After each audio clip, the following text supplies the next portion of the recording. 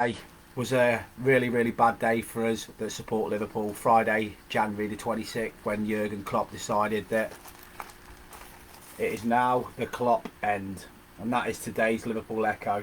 And I'm going to dive into some pieces in this today and give you the, for those that don't live in the city or around the city, give you what's the feeling in the city regarding such a big decision. And yeah, we're all a bit sad about it. We're all going to be a bit sad for it, but we've got to remember that he's not leaving today. He's not leaving yesterday. We've still got the League Cup to play for, the FA Cup to play for, the Europa League to play for. Oh, and the small thing that is a league title, which would be our 20th.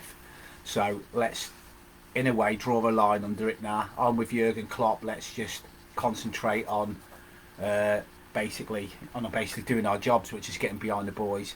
What I quite like was a story I heard yesterday that when Klopp had told the players, he then left the room and he was expecting to hear a deafening silence where they'd all be whispering amongst each other and that.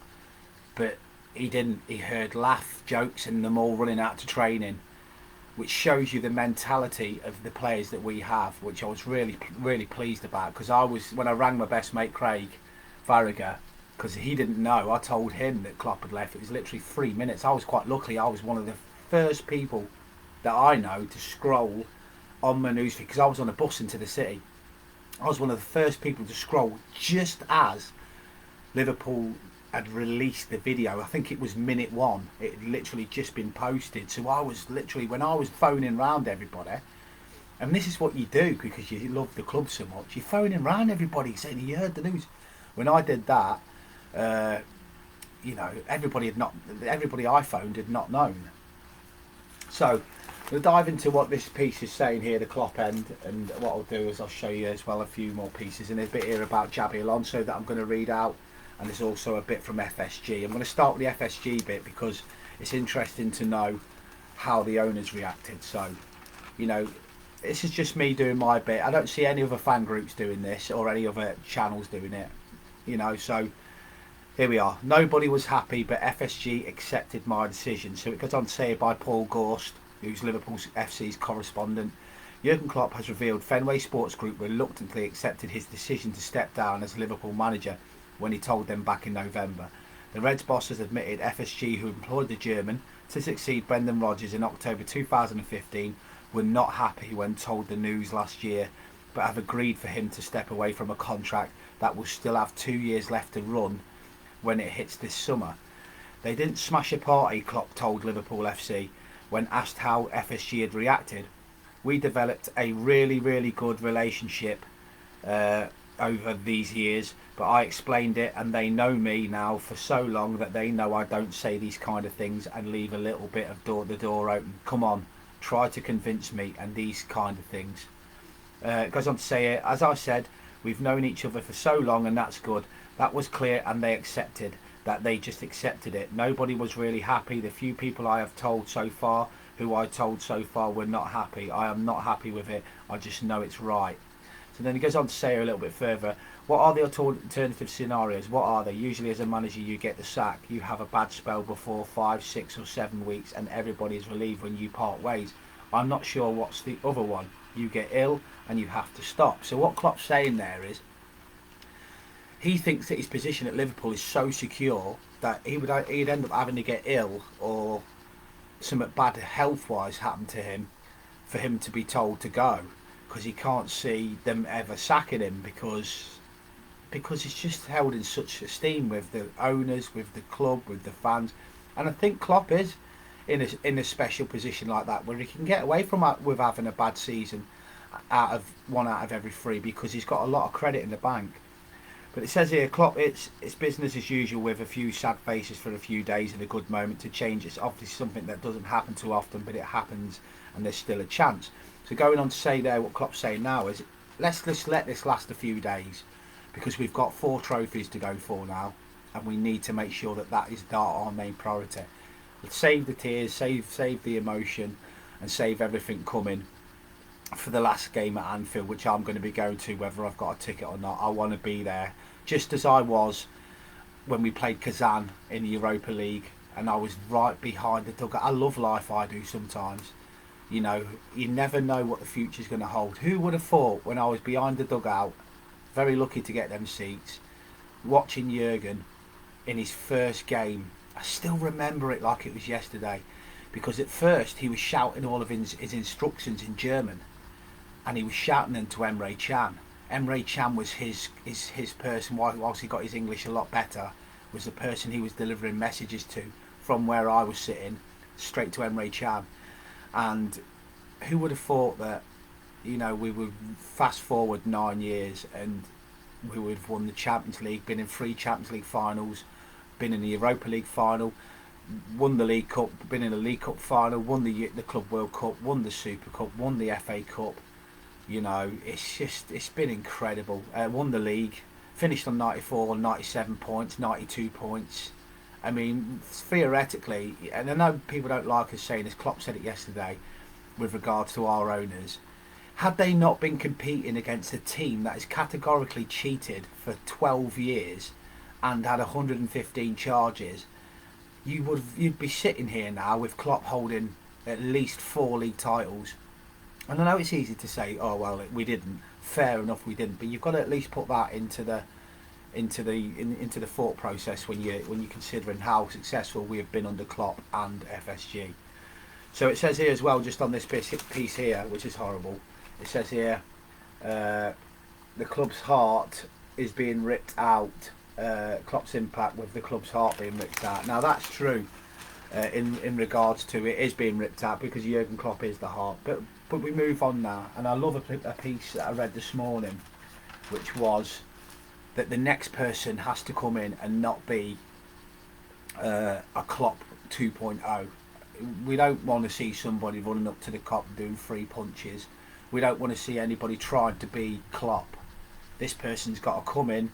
This person's got to deliver a way of playing and their stamp on Liverpool Football Club. They've got to be able to know that I'm Xabi Alonso or I'm Roberto De Zerbi, and this is my era, not I want to play the gegenpress and I want to try and be Klopp, because that's what Ole Gunnar Solskjaer did. He took over Man United and he wasn't big enough for the job. He literally parked in Sir Alex Ferguson. No, he refused to park in Sir Alex Ferguson's space because that was his space. He brought Alex Ferguson in to do some team talks and do some training sessions. He literally played the Fergie way. He tried to be a Fergie 2.0 and it doesn't work. The next person that comes in has to be a personality, and I think Xabi Alonso would be that. Xabi Alonso plays the way Pep Guardiola plays. He plays the way the Spanish national team plays the passing possession football, and it will be very difficult for us to. We probably won't enjoy it. I'm just being brutally honest. We probably won't enjoy possession football the way we enjoyed Klopp's way of playing, because the heavy metal football. In fact, even just saying that out now on this video is making me feel sad, because we are not just losing a manager here, we're losing an identity which has been not just successful, but even Simon Jordan says it on TalkSport. I don't like watching Man City playing.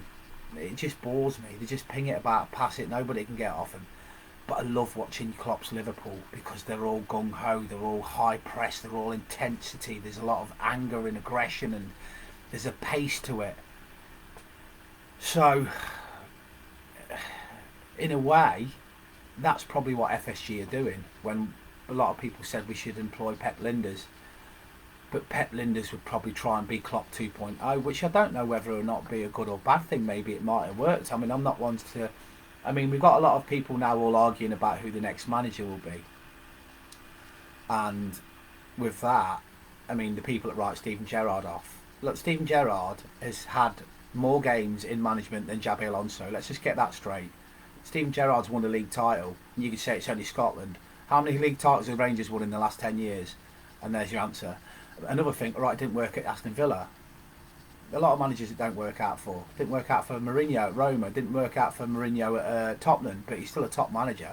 I think that Gerrard could do a good job as a Liverpool manager. Do I think now? I think he's fucked it. But don't write him off. Don't write him off at all. If Steven Gerrard came in, the crowd would be lifted. We'd be right fucking behind him. He's one of our own. But I don't like some of the comments. Some of the comments, and if you actually look at some of the comments that don't want Gerrard as Liverpool manager, Most of them have got a second team and they're playing green and white, so I wouldn't even listen to half of them. The way I see it, right, is whoever comes in has to have our support and backing. I want. If you're going to ask me now, I want Xabi Alonso. But do not for 1 minute think I won't be doing cartwheels if it's Steven Gerrard. And I tell you something now, he deserves at least an interview. Because if FSG are going to provide, if they've decided Xabi Alonso's their man, fine. But Gerrard deserves an interview. Gerrard deserves a chance. So does De Zerbi, so does Xabi Alonso. If they're going to go down the interviewing stage, then Gerrard has done enough for this football club to deserve a chance. And it's alright saying he failed at Villa, but if you actually watch football like I do and not just Liverpool, he signed Douglas Luiz and he signed Digne and he signed that, is it Diego Carlos? They were his record signings at Villa. All of them got injured for months in his opening few months of the season, and they were out. I think Carlos was out for nearly his entire spell. So sometimes the luck just doesn't go for you. But Gerrard, more than anybody, knows what Liverpool need to do to succeed, and also he's been briefed on the way Klopp played. I know I just said a minute ago Klopp 2.0 can't be. What I'm saying is FSG know that Gerrard knows the system that they go through in terms of how they recruit players. He's worked at the club. He's been there under FSG. So what I'm saying to you is he enters the conversation, and he has the to me he has the God-given right to deserve at least an interview.